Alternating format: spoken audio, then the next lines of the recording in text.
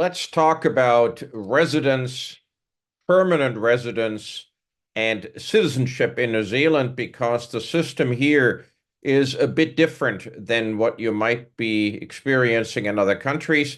We have two different types of residence. We have residence, not permanent residence, but residence. Then we have permanent residence. Then we have citizenship.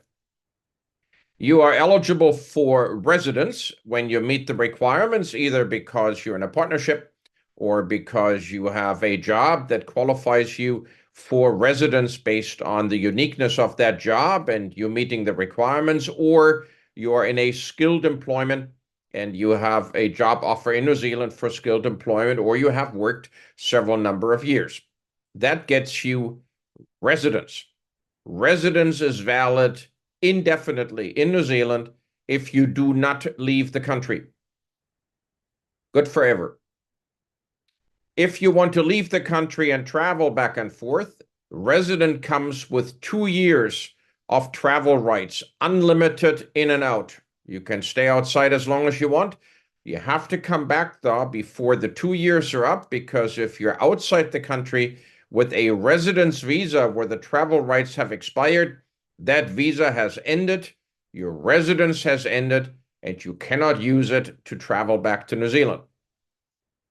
Quite frequently, we get clients who didn't look at their travel conditions and they get stuck outside the country when they are coming back, trying to return to New Zealand on a residence visa, and they are beyond the 2 years.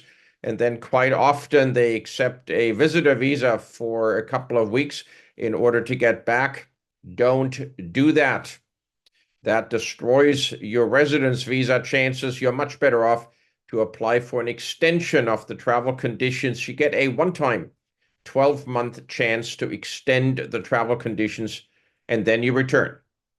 Now, if you have made New Zealand your home, you have been here for at least 184 days a year in 2 years in a row, then you can upgrade your residence visa to permanent residence.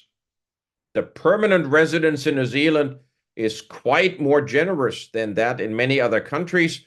In the US, in Europe, in the Schengen area, you have to be in a country in order to maintain your permanent residence. In New Zealand, once you have permanent residence, and you can apply only 2 years after you had residence, not before, but anytime after, provided you meet the residence requirements of presence in New Zealand, your permanent residence is good lifelong wherever you live.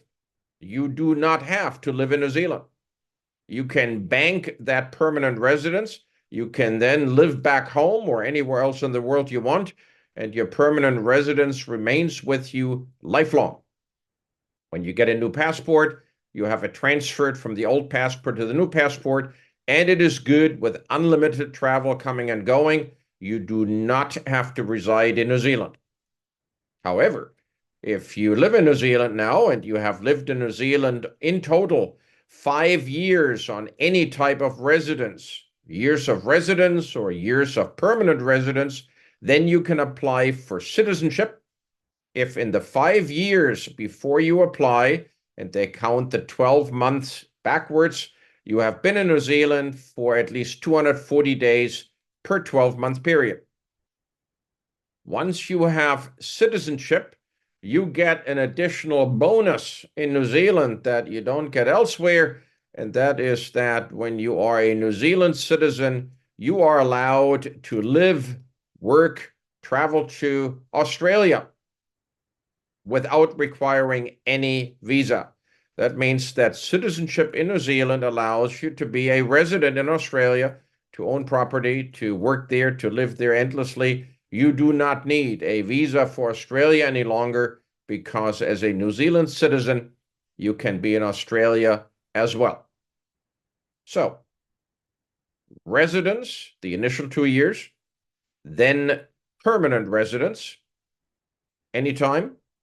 After 5 years, then permanent residence. You can be on that forever.